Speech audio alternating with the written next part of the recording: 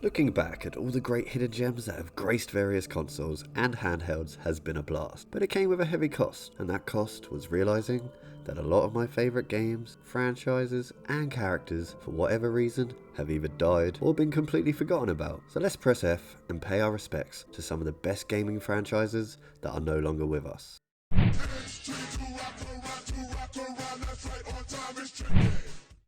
The SSX Series was known for its over-the-top style and stupid fun, combining racer-infused snowboarding and insane aerial tricks with crazy characters and awesome soundtracks to give us players an extremely good time. While each of the 6 installments varied in art and style, the core gameplay was always excellent. Shredding down dangerous slopes trying to outdo your mates while Run DMC's hit song Tricky played was endlessly enjoyable. The series is still beloved by many, and I believe that the Tony Hawk's remake and its success has proved there is still a market for some extreme sports action in our disc trays, whether it be another reboot or a full remake of my personal favourite SSX Tricky. The colourful and wacky Viewtiful Joe Series only saw 4 games released in its short 3-year lifespan, but thanks to its unique cel-shaded visuals, great gameplay, and sheer awesomeness, lives on in a lot of gamers' hearts. The core gameplay was an awesome mix of 2D brawler infused with 3D graphics, and the combat was joined by a ton of crazy power-ups that you had to use smartly to defeat all the varied enemies and bosses the games threw at you. The experience of playing Viewtiful Joe is still really refreshing and unique. The gorgeous, vibrant comic comes to life visuals, fantastic soundtrack, and meaty gameplay is still endlessly replayable to this day, and it all just makes me believe that the Viewtiful Joe series could find new life on a platform like Nintendo Switch.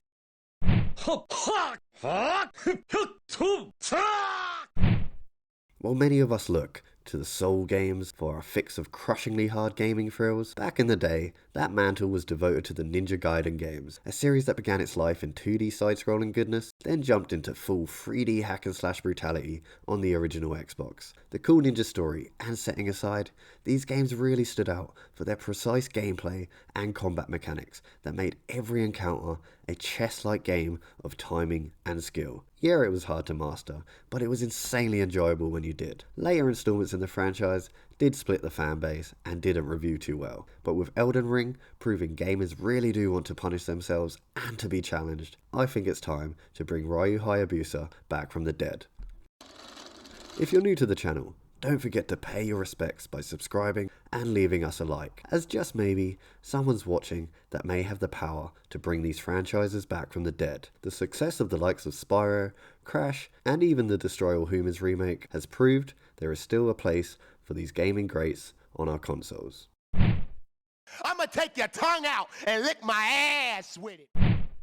Def Jam Vendetta and Fight for New York are phenomenal pieces of stupid fun entertainment and are still some of the best times you can have in multiplayer madness with your friends. The series began with Vendetta, which combined the refined fighting and grappling gameplay mechanics of the developer's previous entry, WWF No Mercy, with the crazy world of hip-hop and its stars. The game was great, but more importantly, it laid the groundwork for the developers to ramp up the brutal insanity for the next entry in the series. Fight for New York felt way more like its own beast, and less just like a wrestling title with hip-hop paint.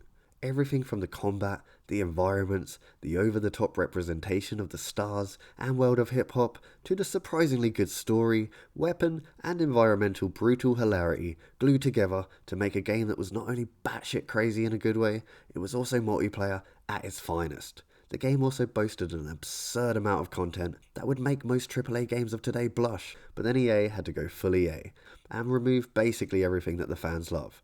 Not only removing the developers, they also removed the huge cast of characters, the 4-player fights, and basically any fun that the series had to offer. And just like that, Def Jam was gone. Whether it be a remake of Fight for New York or a full sequel, brings back the awesome gameplay of the first entry and adds rap and hip-hop stars of old and new. Just bring back Def Jam, will ya?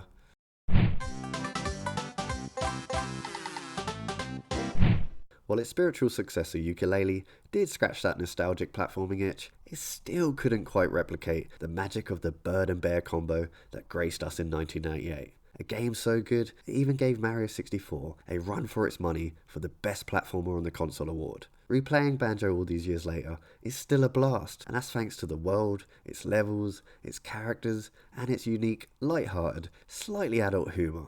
that all blended perfectly with its great platforming and inventive power-ups. It was truly special, and that's without me even mentioning the adorable gibberish language and catchy music. Unfortunately, Nuts and Bolts wasn't the Banjo 3E we wanted, and his appearance in Smash was welcome, but was also a welcome reminder that Microsoft and Rare are just letting the character rot.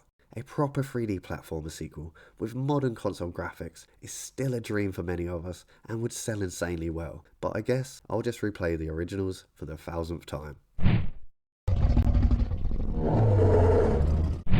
With Shadow Warrior and Doom showing us that with the right care, there is still a place for the gaming greats of the first-person shooters of old in today's world, maybe it's time for Turok to get the same attention. I would love to see another Turok game grace modern gen consoles, fully realised with the jungles of a Crytek game and all the absurd weapons and dinosaurs associated with this franchise. The first two games are still fondly remembered by anyone who owned a Nintendo 64. And rightly so, as the games managed to mix together some meaty gunplay, a wide array of awesome weapons, with an absurd silly B-movie-esque story that saw you taking down tons of prehistoric nasties, aliens, and monsters. Yeah, they did try this already, with a reboot in 2008, but it didn't quite give us fans the Dinosaur Hunter in all its glory that we were hoping for. The game was still fun in its own way, but didn't hold a candle to the originals. And I do think with the right talented team of passionate developers and the increasing staleness of modern FPSs, it's the right time to bring Turok out of retirement. I'm a mercenary, you ain't got a prayer, you owe me. Oh no, oh no, oh no you didn't. Yeah, EA did. They did it again. Not only did they kill off another great franchise, they also killed off the studio behind it. With that franchise being Mercenaries, and that studio being Pandemic Studios, and I'm still pissed off about it. It really is a shame, as it felt like the studio was really building to something spectacular if they'd been given the chance to give us a third entry. Yes, both Mercenary games were flawed, but that didn't stop them from being immensely fun and explosive good times. The series let you cause havoc your way. Even nuking the final boss from afar was an option in these destructively enjoyable sandboxes, and I think it's high time to bring back the far from perfect GTA clones like Mercenaries that seemingly disappeared a long time ago. I think we all need some more light-hearted and most importantly fun worlds to terrorize. Can you imagine what the power of modern consoles would bring to a Mercenaries game?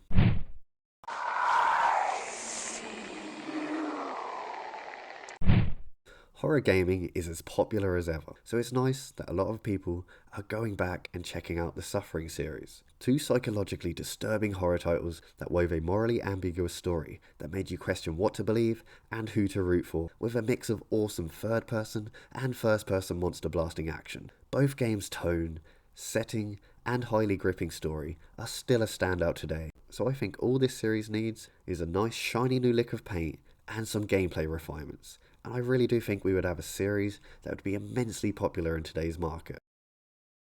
Right, that's it. I'm off to the pub. What's your favourite Dead franchise, and how would you like to see it brought back from the dead? Let me know down in the comments below. Be sure to leave a like, make sure you're subscribed, and even possibly share the video around. Until next time, you guys stay tipsy.